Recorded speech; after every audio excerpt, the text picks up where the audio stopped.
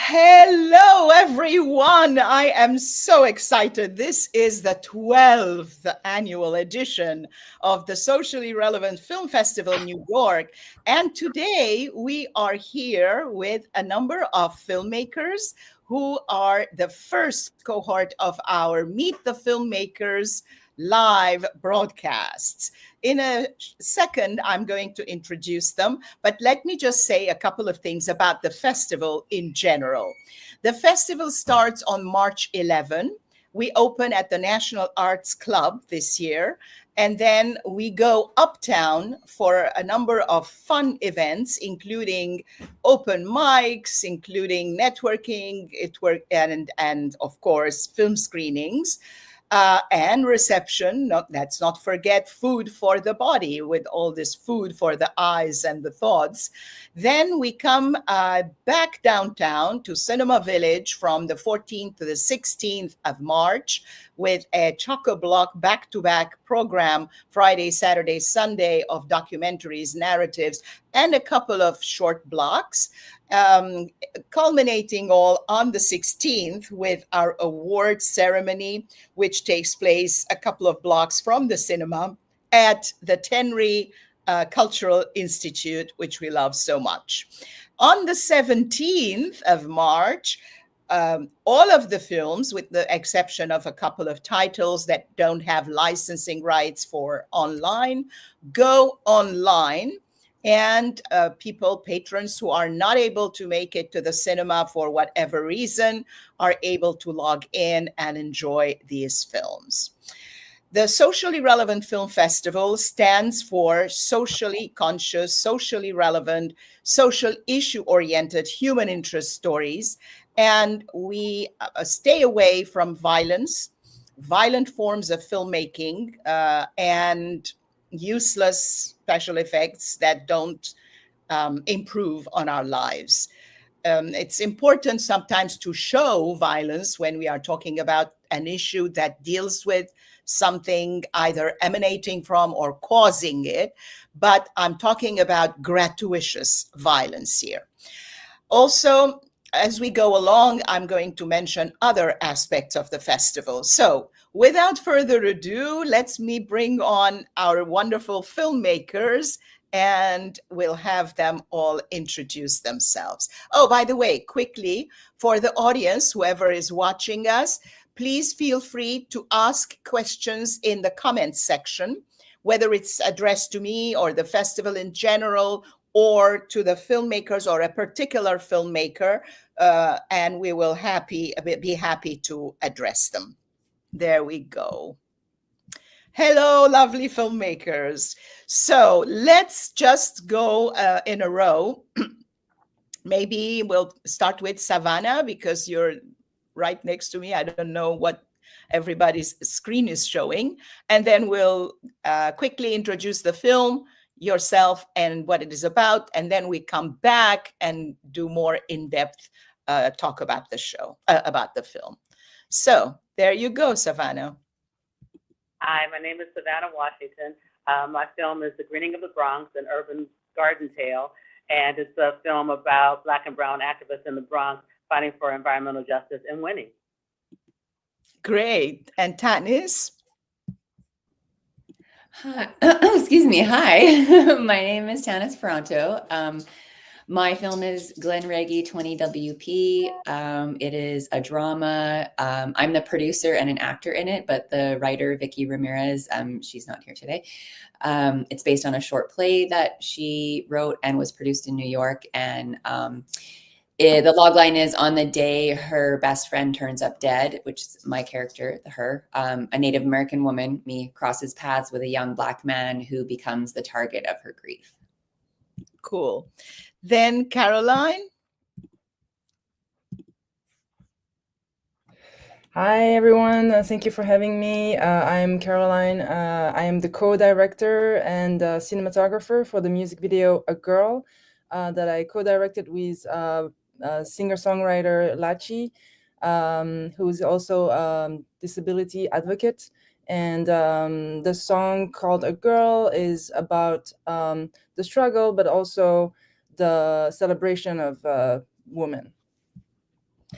Yeah, it's a great song. I wish we could play it. And I was thinking, wow, I wish we had the bandwidth or the time that this could be played, especially with the empowering women and girls section. But, you know, we'll see. If we have the time, we might end up playing there as well. But it's playing at the Forum on the 13th. I'll give the schedule later. Brendan. Hey, I'm Brendan Brandt. My film is a documentary short called A Matter of Time, and it's about two seniors in St. Louis and kind of the struggles of aging and how they navigate the hard decisions they have to make. That's so cool.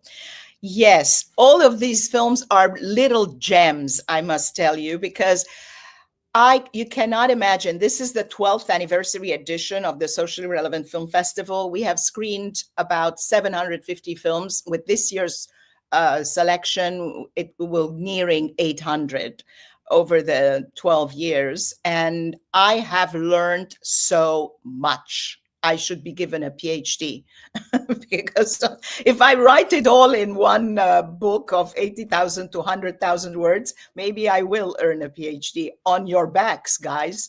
So it's really been a fantastic ride because each and every film talks about a very important social issue, a human interest story that tells us something about the lives of real people with their real struggle and what they are going through.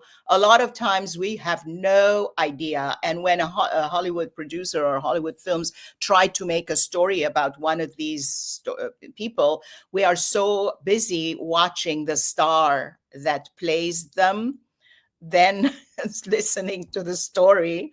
So sometimes it's lost in the shuffle.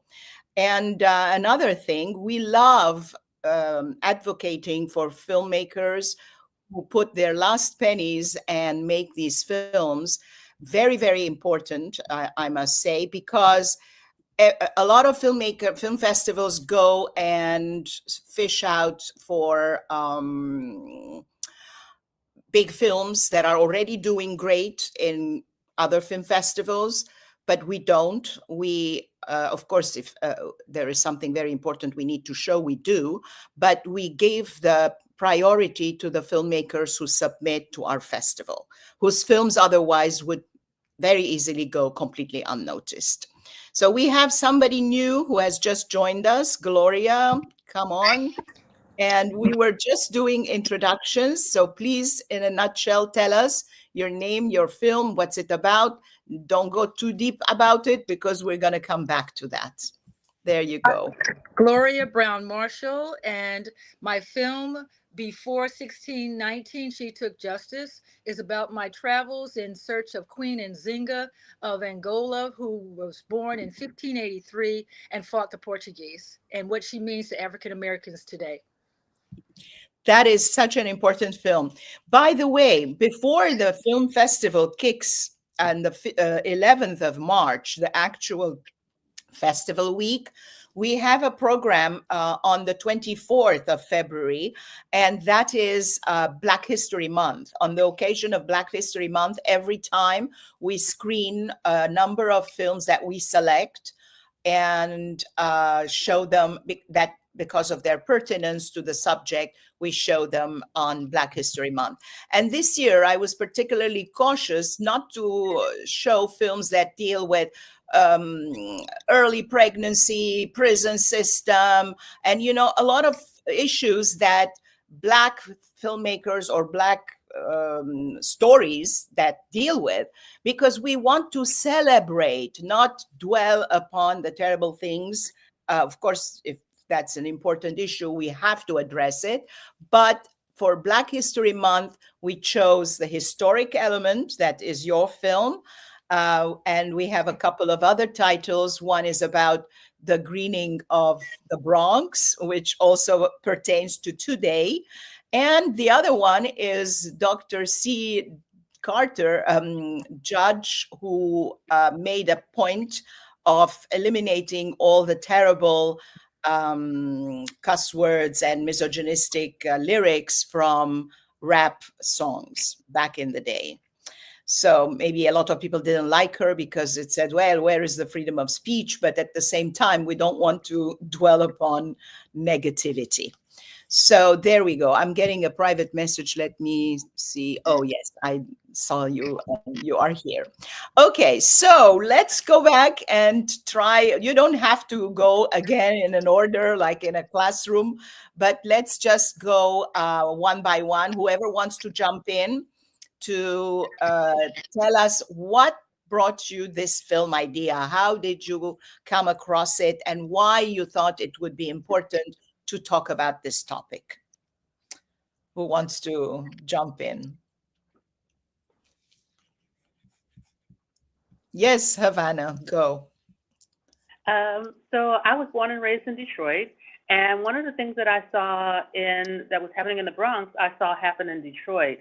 That urban areas of color, but poor areas, but urban areas of color in particular, are just being used as these regional sacrifice zones for many of the burdens and facilities that usually whiter and wealthier communities could afford to avoid.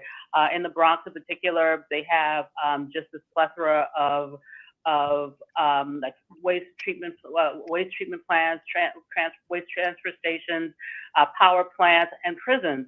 And so these things are just all burdened into the Bronx. And so I wanted to shine a light on that, but also shine a light on the work that these grassroots activists were doing to fight for their neighborhood, and not only fight for their neighborhood and winning. So I just thought that was just such a powerful message, and I wanted to be sure and share that message of their fight and their advancement. That's it. Very, very interesting, because I lived in Detroit at some point in my life. So I am familiar, downtown Detroit, with all those beautiful buildings that have been abandoned for a long time. And then the opera would try to bring life and make something out of it and so on. So I've not been since, when was the last time? 2022. Yeah. So I haven't been back for 2 years now. Yeah, because no more family, unfortunately. Everybody passed away. Yeah. So Tanis. Hi. So as I mentioned earlier, I'm the producer and one of the actors in the film, and it is based on a play that the writer-director Vickie Ramirez wrote, and it was produced here in New York at 59 East 59 Studios or Theaters in 2015, I believe, and it was a part of a short play festival called Summer Shorts that ran for a series of years, I think 10 years. And I always just wanted to turn it into a film because of the length. It was around like a 28-page script. But I just thought it's also a very important story. It brings awareness to missing and murdered Indigenous women in urban settings, which is a very important issue for me to bring awareness to. Native women are 2.5 times more likely to be raped than non-Native women in the United States, and 1 in 3 Native women will be raped during her lifetime. And at least 86% of the perpetrators of these crimes are non-Native men. So it's a very important topic that I wanted to highlight. And it's also a stepping stone for Vickie as a writer-director in film, because she is an established playwright. She's been a playwright for many, many years, I think over 30 years. And it's a way for us to keep, we've collaborated also. I've been in like all of her plays, and I love her writing, and I want to support her and uplift her as much as possible. So we adapted her play into this short film, and got a grant from Vision Maker Media to produce it. And we did it here in New York. That is so cool. I love these success stories. And also as an actress myself, and stage actress and film actress, I am always very supportive of stage work that comes on stage. In fact, we are planning to do a solo films festival soon. Yay. Oh, wow. Coming up your way. Yeah, I think I just want to add one more thing about, because you mentioned the stage. Another thing about adapting plays into film, it's a whole different process, but I feel like because theater, you have such a limited audience, and you can't, it's just who can come to the play at any given time, and it's a limited run. And so to be able to bring those stories on the stage that are important to a wider audience, I think is really exciting. Yeah. So, Caroline. Yes. So A Girl is my second collaboration with Lachi and her team. Our first one was also a music video, and this is actually part of a series. So A Girl. First, I want to talk about Lachi because she's just such an incredible artist, and she's multi-hyphenated. Including she's the founder and CEO of Ramped, which is recording artists and music professionals with disability. She's really done so much for the disability culture. And the whole band is female. This song features Jay Renee and Precious Perez as vocalists as well, who are people with disability.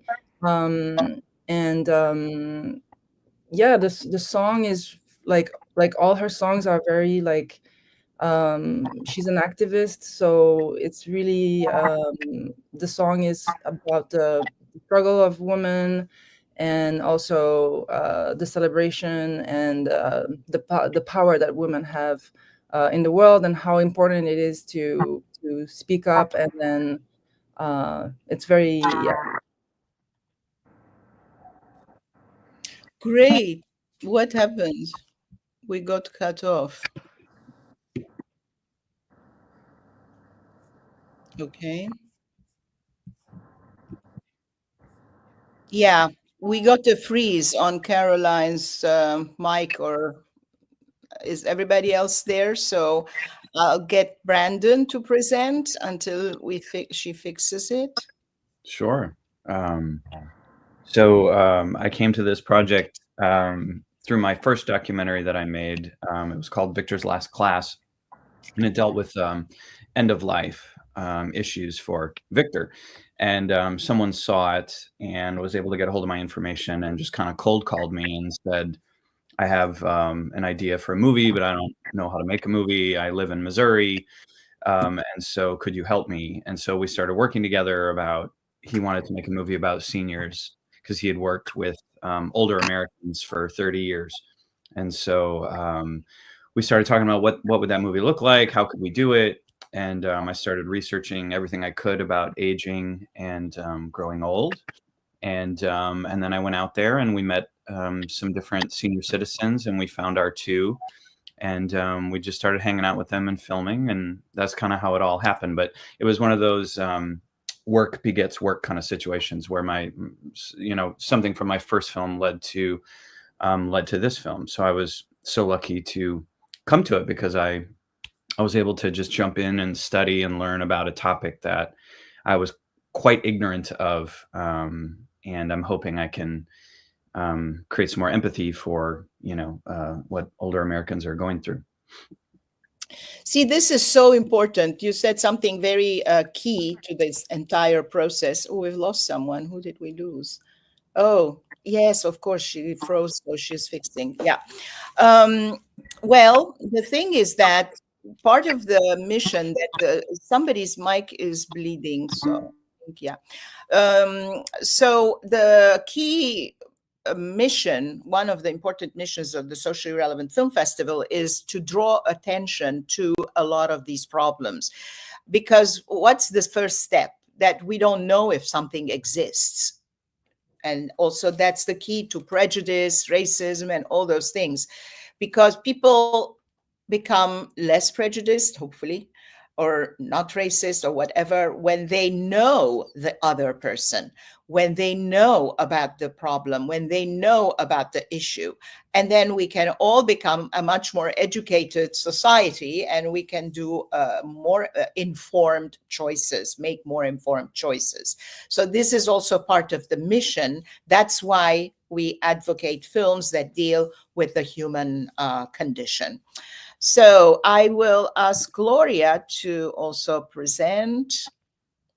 Thank you. And thank you so much for accepting my film at the film festival. And I'm very honored because this film is unique in that I traveled to Angola 3 times in working on this film. It came to me because in 2019 it marks the 400th commemoration of the arrival of Africans into the Virginia colony. And this country began in Virginia. People think it began with the Pilgrims in Massachusetts, but no, it began in Virginia in 1607. And Africans arrived there, 20 of them, in 1619. The Mayflower landed in 1620. So we were here before the Mayflower. And this was, of course, Virginia was the land of the Powhatan Native Americans. And so I always question, like, well, so where did these Africans come from? And then when I learned they came from Angola, I want to learn more about them. And of course, Queen Nzinga was someone people should know more about. And she was a woman born, as I said, in 1583, who then learns the skill of the military and of diplomacy, and she has to use it because in 1622, as the Portuguese began to invade more into the land of Ndongo before it was renamed Angola, she saw that she had to be the one to stand up. Her brother was the king, but she had the brains and the courage. And in 1622, she negotiated a peace treaty with the Portuguese, and that's something that's documented by UNESCO.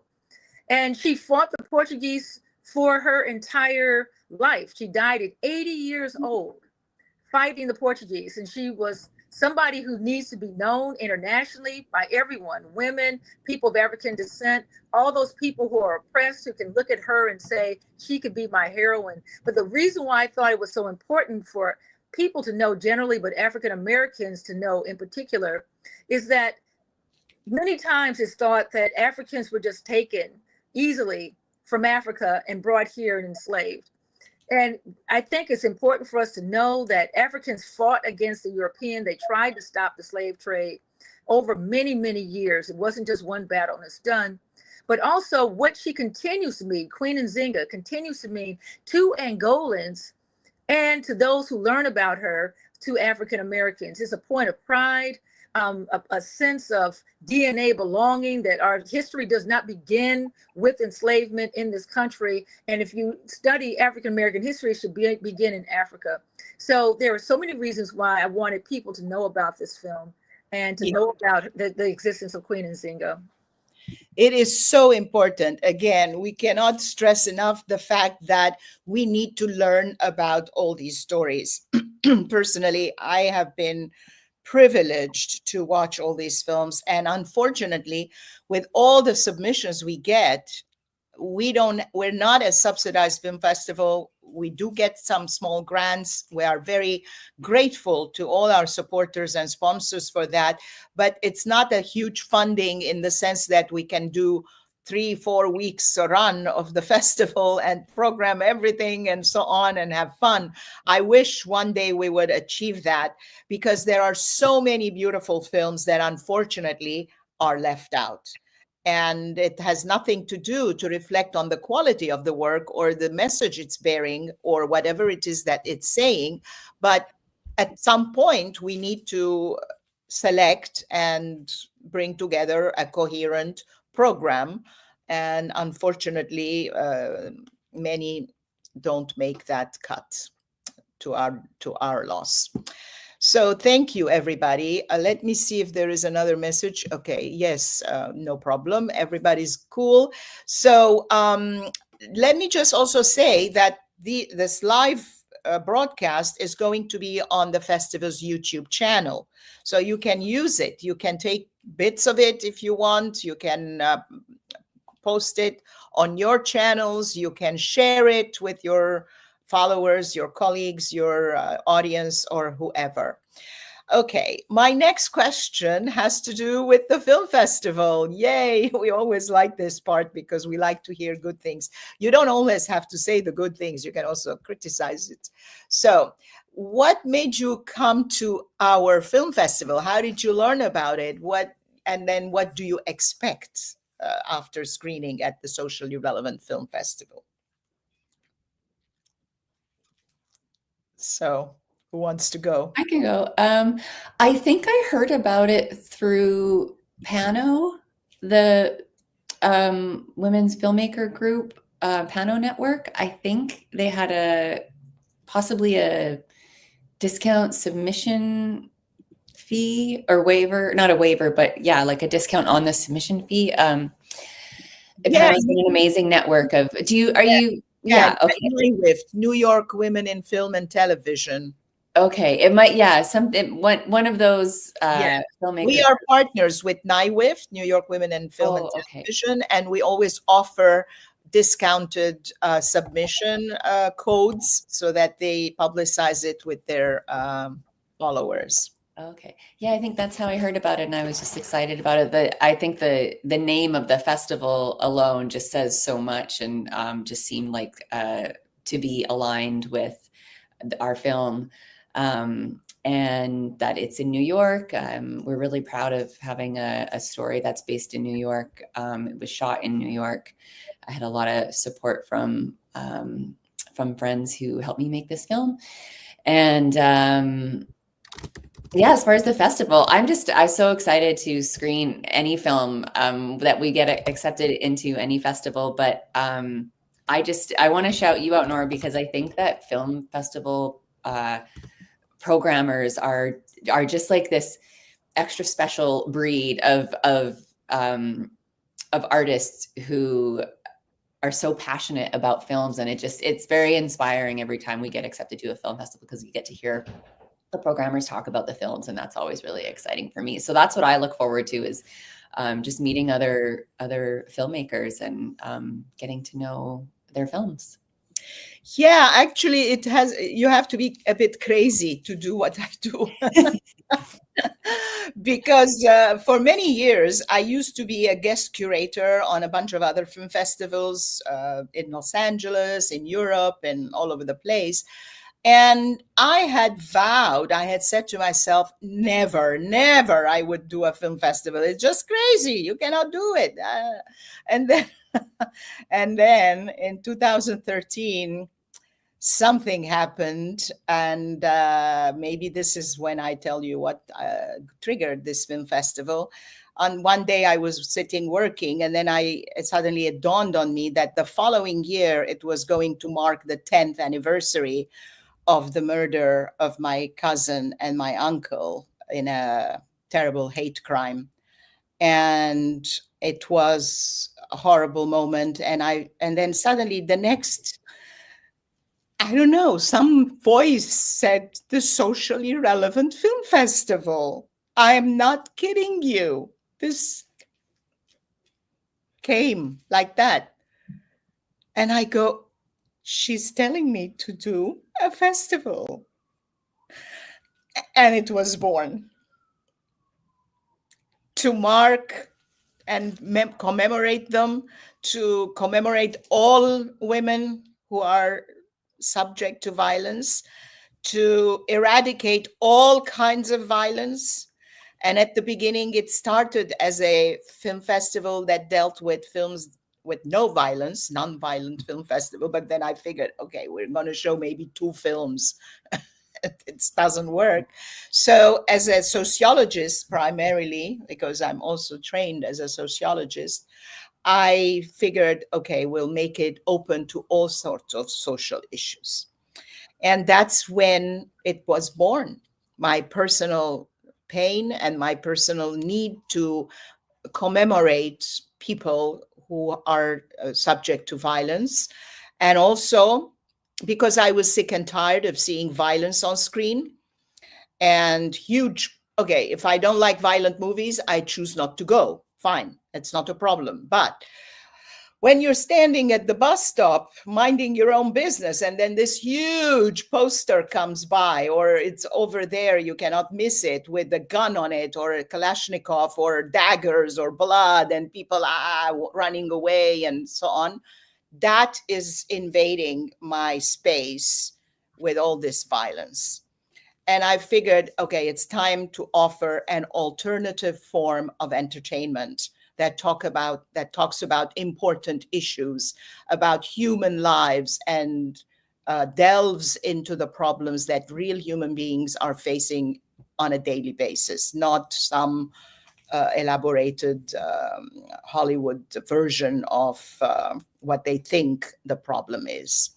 So yeah, so these two triggered it. It was, of course, crazy total the first year, because with no funding, nothing. And I felt, okay, either I do this or I talk about it the rest of my life and regret not having done it.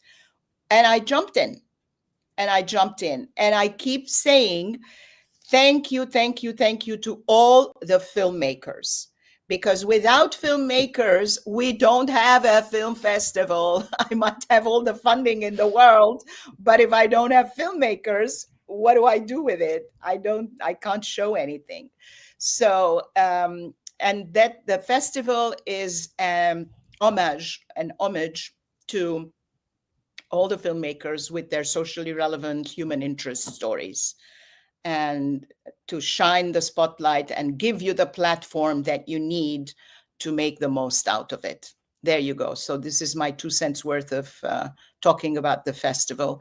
Next, who wants to say why they found us and how did they find us and what do you expect from being screened at the Socially Relevant Film Festival? I can go next. I found you just searching through festivals on Film Freeway. But that was with my first film, which, strangely didn't get in. I guess we can talk about that later. But I love the socially relevant, like was mentioned, the title, because my first film dealt with someone who was getting ready to end their own life on their own terms. And so it was a really important issue that we needed to talk about.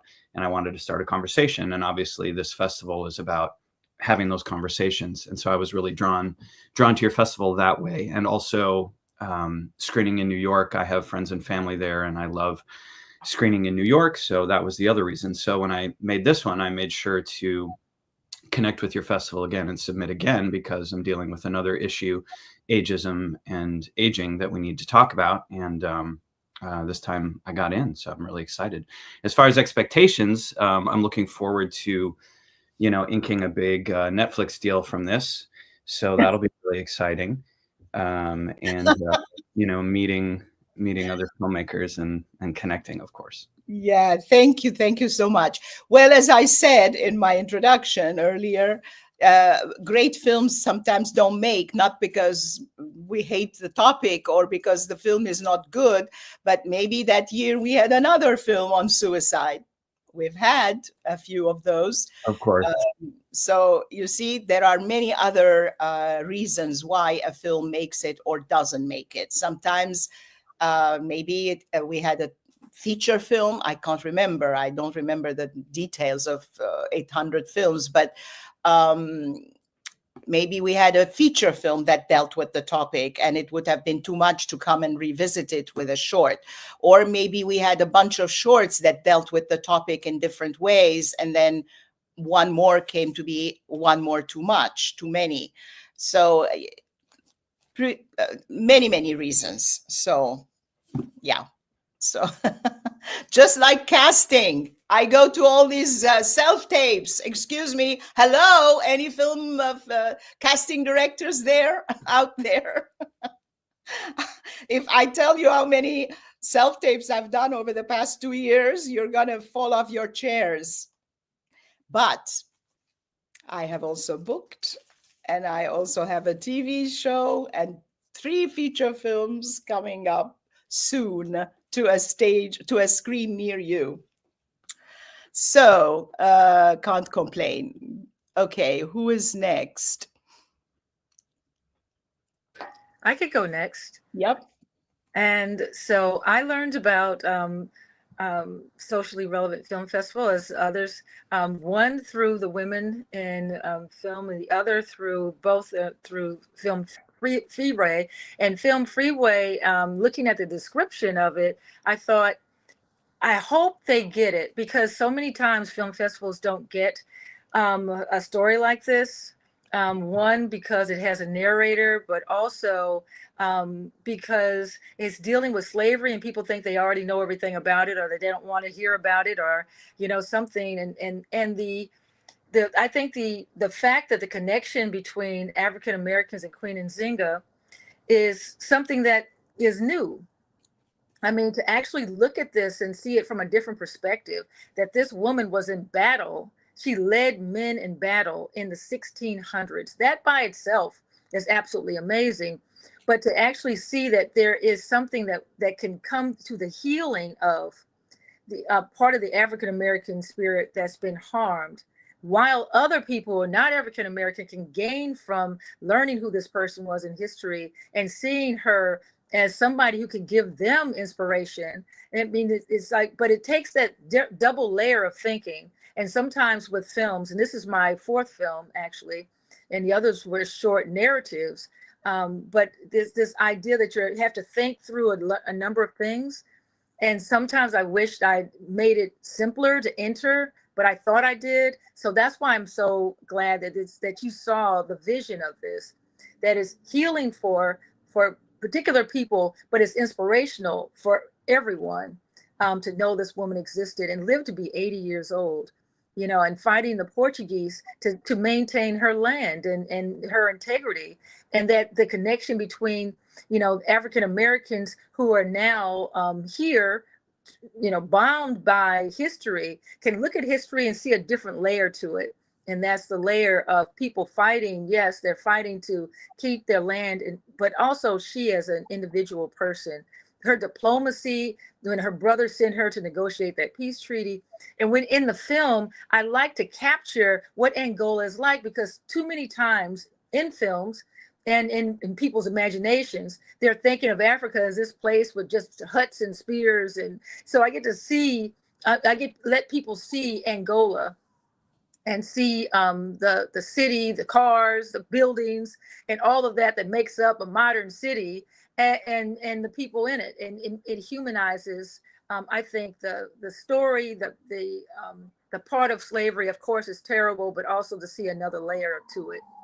Yeah, because that's the only narrative we get here, the slavery and what it has done, and the generations, and the prison system, and the unwanted pregnancies, and what's going on, and how degeneration is hitting the Black community. And I'm like, excuse me, let's focus on the success stories. Let's focus on the positive side and quit this. Let's just go there a little bit for a change. So that's also what the Socially Relevant Film Festival aims to do. Okay, so next question. Are we ready for this? Now, the next question is, what are your plans in the future? Like, what kind of other film are you planning to make? And do you want to talk to us a little bit about it? If you don't, that's fine, because, you know, a lot of filmmakers think, okay, it's not happening yet, so I don't want to jinx it. You don't have to tell us, oh, it's going to be on Netflix next week. But by the way, I have nothing against Netflix, but I watch it all the time. There are some interesting things, and they are changing. The program is changing. And I've got news for you. When 13 years ago or 12 years ago, I started the film festival, the Socially Relevant Film Festival, you wouldn't find this type of films everywhere or anywhere else. Now, a lot of film festivals and a lot of films are dealing with social issues. Some of them have even a sidebar. Others have kind of integrated a couple of issue-oriented or social issue-oriented film in their programming, which is good to see, which is good to know. Some of them even have names that they can't call it the socially relevant because we have trademark on it, by the way. But they're calling it some other global this or that, or world whatever. So, you know, but it's basically the same idea, sugar-coated in another form. I have a couple of questions here that maybe this is a good time to stop and take. one person, Joel Baumwoll, has said, one has to wonder why violence in films sells. That's a very important point. Apparently, more people choose to buy violence than reject it. Most people live boring lives, and the excitement of violence serves as a purpose, a vicarious one for them. Sad to say, yeah. Well, it's violence or excitement. Yeah, people, of course, we try also to show all these social issues, and we don't go to the dark side or the depressing side, because if you find every film talks about the terrible issue and then you go out and you want to jump off a cliff, you say, what is this world that I'm living in? But there is a fine line between not wanting to face the truth and running away from it and seeking entertainment that masks all the problems, and another one in dwelling in them in such a way that they engulf your existence and you can't even function afterwards. So our purpose is to shine the light, or shine the spotlight, show that there is light at the end of the tunnel. We always try to find the positive in the stories and make people aware of their existence. There is always going to be violence, and there are always going to be people who will seek violence, but we try to stay away from it and point that you can learn, you can be entertained and enlightened by watching real people as well. You don't have to just go and hear explosions and special effects, which sometimes give you the added value of that is a headache. So yeah. Then another person, Caroline is joining us on YouTube because I guess she had a problem. No. YouTube, Caroline Maricos. Okay. Sorry, I kept losing the connection. Yes, so sorry about that, Caroline, but at least you can hear us. And if you have questions, don't hesitate to put it and I will read it to everyone. All right, so let's go to the last chapter of our show, which is, what is your next project and is there a role in it for me? Just kidding. It's all documentaries we're talking about, with the exception of Tanis. Okay. Yeah. So, and thank you so much for doing this. Thank you for your contribution and the work that you do in Social Relevant Film Festival. We so appreciate you, because you're right. It's the thing I wanted to do with like the Greening of the Bronx is to show that communities have agency, that it's not just these communities being impacted upon, that they have agency and that they are going out and fighting for themselves. And so this film, so the short film is playing in the Social Relevant Film Festival, but in the meantime, I have finished a feature-length version of this, and the feature-length version will be screening on PBS starting April 1st in time for Earth Day month. Wow, that is good news. We love these good news, because another thing we always are very proud of, we do have industry partners, namely IndiePix. We have wonderful industry partners, Cinema Libre from Los Angeles, and eventually we're also getting a partnership with Herflix. So all these are outlets for your films. It's not like we show the films and then we go about our business and forget about all of you. It's important to continue. And our online section, we are thinking of making it ongoing, of course, with the consent of the filmmakers, whoever wants to stay on. And then after the festival dates, they can become a revenue generating as well for the filmmakers. So I will write to everybody about that separately, but let's get the festival going first and then see whoever wants to be part of it. And it's great, Savannah, because your film, the feature length version is showing on PBS, but you can always use the short film version on our platform, and that will help promote the other one and talk about this top topic and promote that. Okay, who else? I can go. Yep. Well, I have received an acquisition offer for this short, but it's still in the process, so I can't like officially announce it yet, but that it looks very promising and I will likely go through with it. So that's exciting. So let you know when that happens. And other things I'm working on are adapting more of Vickie's plays into screenplays. And so we are adapting her play Standoff at Highway 37, which is about a Native American land claim dispute into a feature film that will be hopefully our first feature film together that will be shooting up in Canada. We're also both Canadian.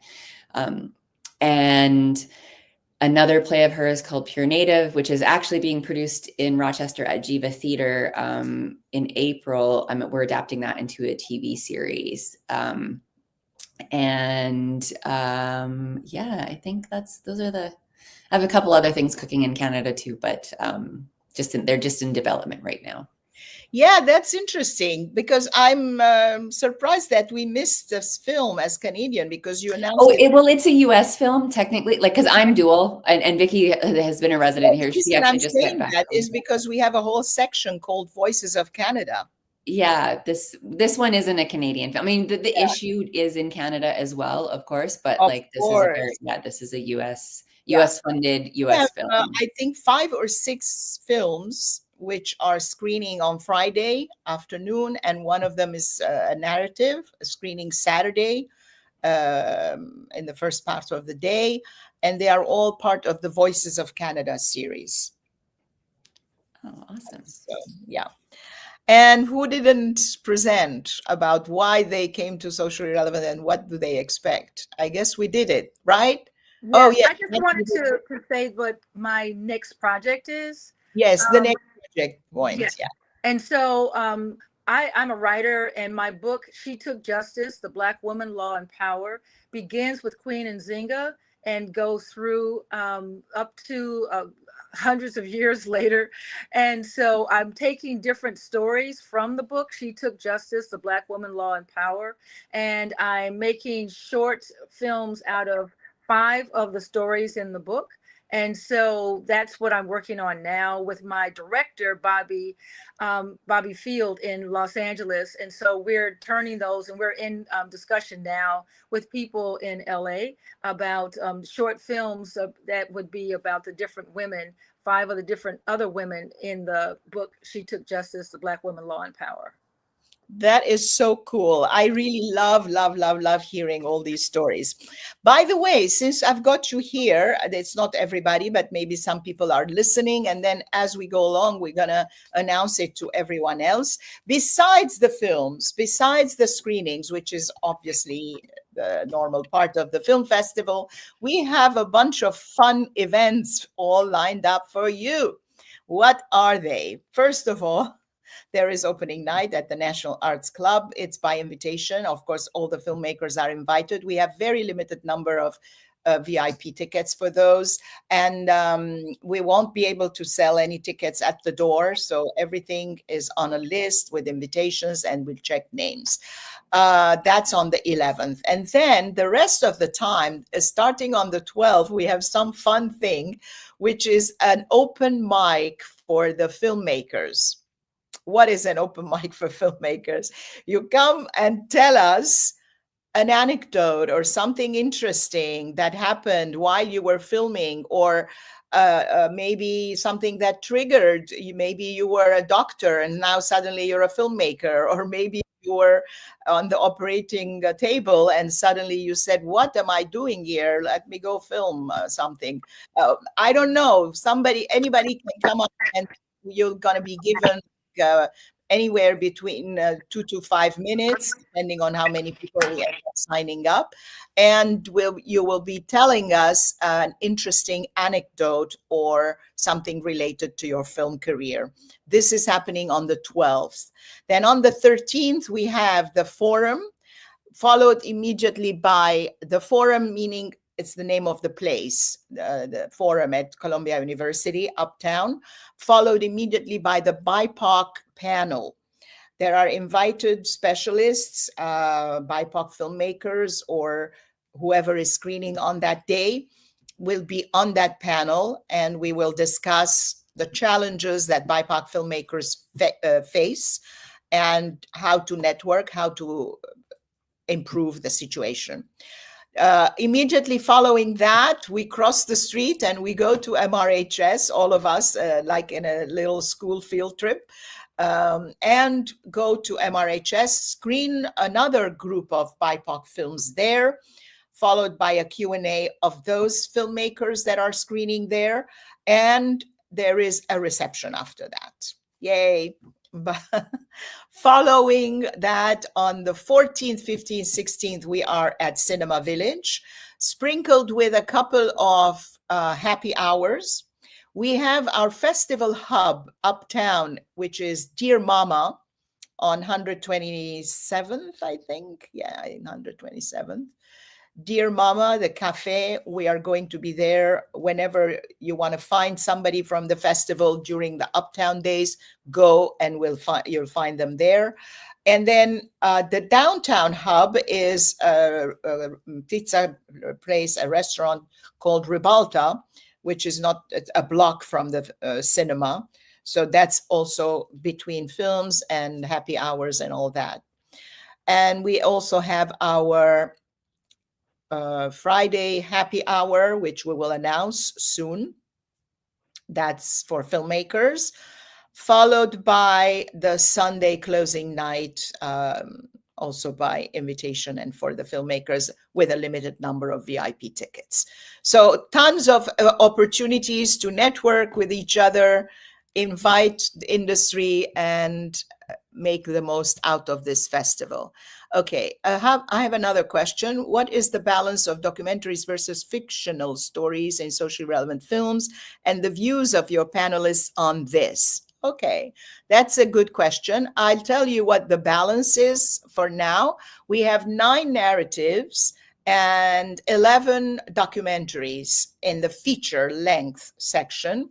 I haven't calculated how many short narratives and how many documentary, but it's pretty much equal. Maybe less narratives and more, maybe 75% narrative and 25% documentary. No, the other way around. There's usually, when we talk about socially relevant issues, we always get more documentaries than less narratives. But there are very many very good narrative films that are socially relevant. And what are the panelists' view on this? So we have some time. So if anybody wants to talk about the balance of documentaries versus fictional stories in socially relevant films in general. So whoever wants to talk about I think it's like, are you feeling like you want some whiskey, or would you like a glass of white wine? Like there's many vehicles to address to get drunk. Yeah, exactly. So yeah, it's just a flavor. Like what medium do you want? Same with, theater, or do you want to go see a play about something? And what narrative offers is a chance to maybe explore it through an allegory or something in science fiction, or a way that might use the imagination in a different way. So it's I think it's wonderful to have an equal balance. And then documentary hits harder a lot of the times because you realize these are real people going through these things, and so it can punch a little bit more. So they're both wonderful and great ways to address issues. Yeah, absolutely. So the allegory you brought with the whiskey and the glass of wine. So I would say, what's your poison? So what would you prefer to be hit on the head with a social issue about? I mean, we rarely hit people on the head. We're not like, it's that.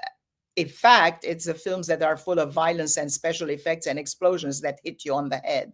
In the first year, we had even made a documentary, made a little clip about that. People come to the cinema with their popcorn. They're very happy. And they go, and it's like all this. And then versus they come to our festival and they go, so that also gives you an idea.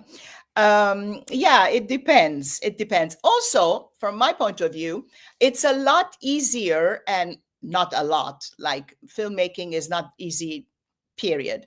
But it's a lot accessible, let's say, in this day and age, especially with all the iPhones and all these incredible tools that are within reach, to go out and make documentaries. We have had films that were made. In fact, this year we also have a couple of selections that were made. We have a category, iPhone and smartphone made films that are made on a smartphone. So it's easy to do that. You can also make a narrative feature on a smartphone. It's done and can be done. So narratives have a little bit more of a prep time. You have to cast it. The casting has to be right. You have to make sure everybody is available during the same time, and so on and so forth. With documentaries, you just shoot footage. And documentaries are made in the editing room, whereas narrative features have to be made on the page first. Otherwise, you're in deep trouble. If you haven't figured it out scene by scene, frame by frame, you don't know where you're going, what you're shooting today, tomorrow, the next day, then you're not doing it right. But with documentaries, you have to grab the moment. You grab the moment and then think about what you're going to do with that footage. So anyone, we have 4 more minutes left. If anyone wants to add something, announce a thing that they have been proposed to yesterday on on Valentine's Day, or maybe more stuff, personal stuff, or whatever about the film, as you please. This is your moment.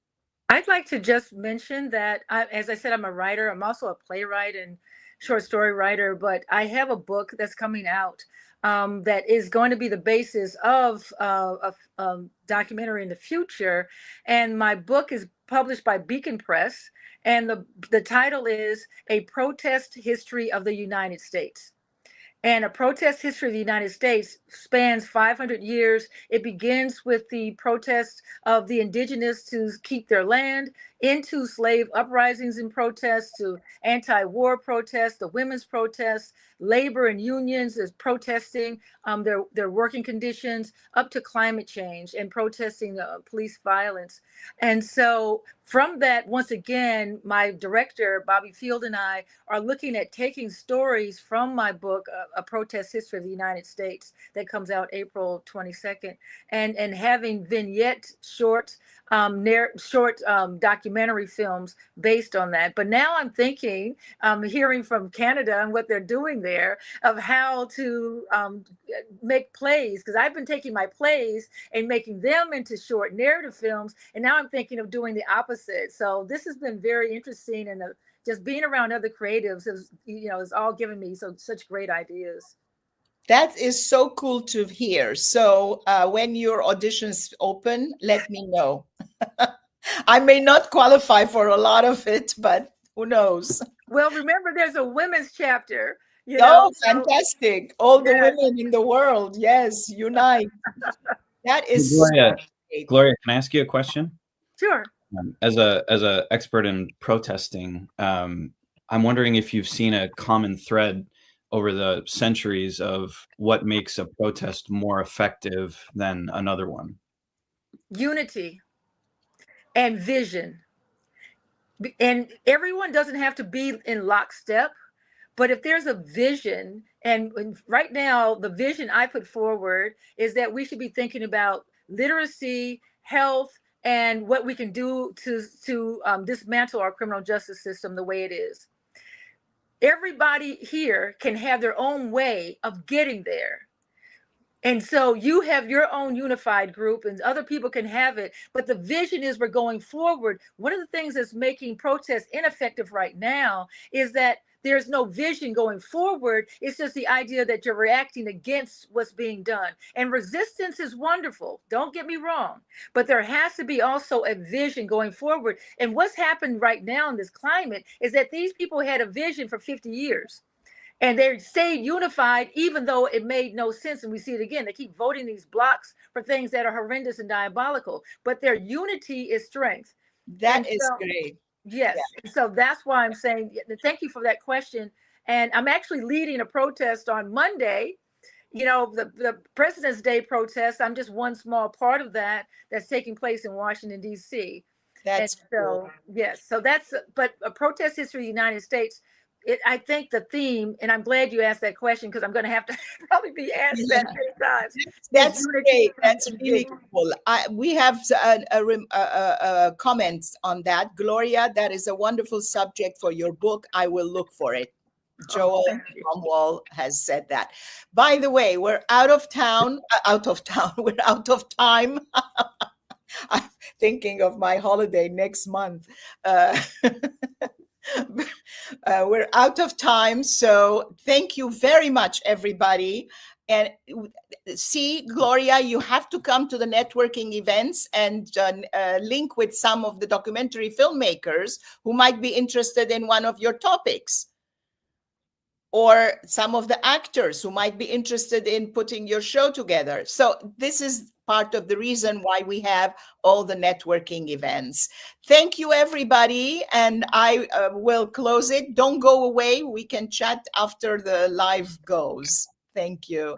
Thank you. So everyone, thank you for joining us for this, our first Meet the Filmmakers session of the Socially Relevant Film Festival 2025. I can't believe it. It's been 12 years we're doing this. And the Meet the Filmmakers started a few years back, but we have screened close to 800 films from 40 countries until now. We invite you all to come and hear these stories with us all. Thank you.